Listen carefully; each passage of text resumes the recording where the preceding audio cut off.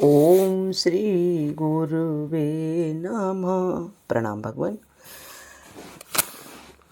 मैं अमृत का सागर, ब्रह्म विद्या का अद्भुत ग्रंथ, आत्मनिष्ठ तत्वविद परम पूज्य स्वामी निरंजन देव जी महाराज का आज ले रहे हैं भगवान, समन्वयचारी संत नहीं। ये है आज का शीर्षक। इसमें लक्ष्य से अन्य असत्य तत्व की आलोचना निंदा किए बिना कोई संत पद को प्राप्त ही नहीं हो सकता है। जीव को सत्यानुरागी बनाने हेतु सद्गुरु को उसके पूर्व दुराग्रह भ्रांत धारणा से हटाने हेतु बहुत प्रकार से आलोचना करना ही पड़ेगी, अन्यथा असतो मा सद्गमय प्रार्थना का क्या प्रयोजन।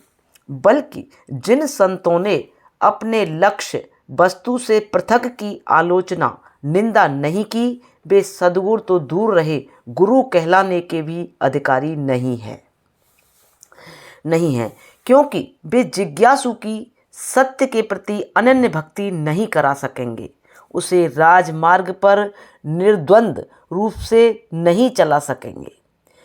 आज तक कोई ऐसा संत ही नहीं हुआ जिसने अन्य की निंदा न की हो, चाहे वह अष्टावक्र, शंकराचार्य, दयानंद, मंसूर, सुकरात, कबीर, नानक, दादू, पलटू, रैदास सदन ही क्यों न हो। तब फिर तुम्हारा गुरु वही बात कहता है तो इसमें बुरा क्या है। वे तो राजनैतिक नेता, पंडित, पुरोहित, धर्म गुरु, जगत गुरु ही रहे होंगे, जो समन्वय की खिचड़ी पकाकर चले गए या पका रहे हैं। राजनीतिक पंडित गुरु को अपने पीछे भीड़ को चलाना है, वह भीड़ जमा करने में उत्सुक है तो उसे अपनी सीट कायम रखने हेतु सबके मन की बात कहना ही होगा, ताकि कोई उससे रुष्ट होकर न चला जाए। राजनेता जगत गुरु समन्वय की बात करेगा, सद्गुरु जो कहेगा वह सत्य ही कहेगा, समन्वय की नहीं। जैसा कि वेद व्यास ने अर्थवाद को अपनाया, शंकराचार्य ने एक ब्रह्म ही सत्य है, जगत मिथ्या के सिद्धांत को अपनाया एवं देश में वेदांत का झंडा लहराया था। महात्मा गांधी समन्वयकारी नेता थे, इसलिए उन्हें ईश्वर अल्लाह तेरे नाम कहना पड़ता था। वर्तमान समय राजनीतिक नेता से दौड़ में पीछे नहीं है। वर्तमान संत यज्ञ में बुलाओ, यज्ञ की महिमा कर जाएंगे, भक्ति की जगह भक्ति की, योग की जगह योग की एवं ज्ञान की जगह मिली जुली बातें कर जाएंगे।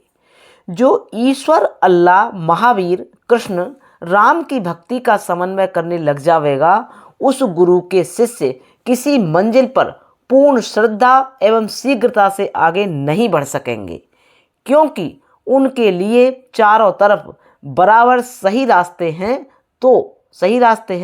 तो फिर वे किस रास्ते से जावें। उनके लिए समस्या बनी रहती है किस मार्ग से चलूं कि मैं बिना संकट कम समय में पार हो जाऊं।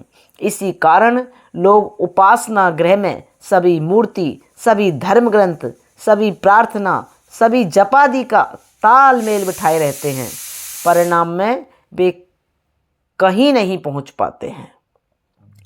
जब सद्गुरु मिलेगा तो वह तुम पर दया करके केवल एक को सत्य एवं शेष सभी को गलत सिद्ध कर अति शीघ्र पूर्ण निष्ठा कराकर पहुंचा देगा।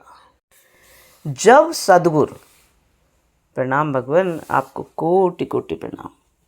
जब सद्गुरु मिलेगा तो वह तुम पर दया करके केवल एक को सत्य एवं शेष सभी को गलत सिद्ध कर अति शीघ्र पूर्ण निष्ठा कराकर पहुंचा देगा।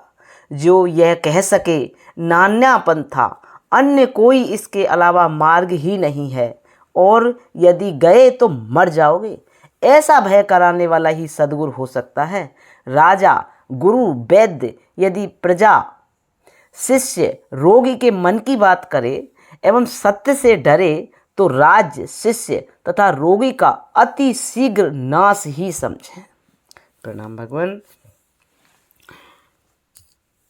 ओम। अब यहाँ से आगे वो नेक्स्ट काल ले लेंगे। ओम शांति शांति शांति। प्रणाम भगवान। आपके चरणों में कोटि शः नमन नमन वंदन भगवान, कोटि शः नमन।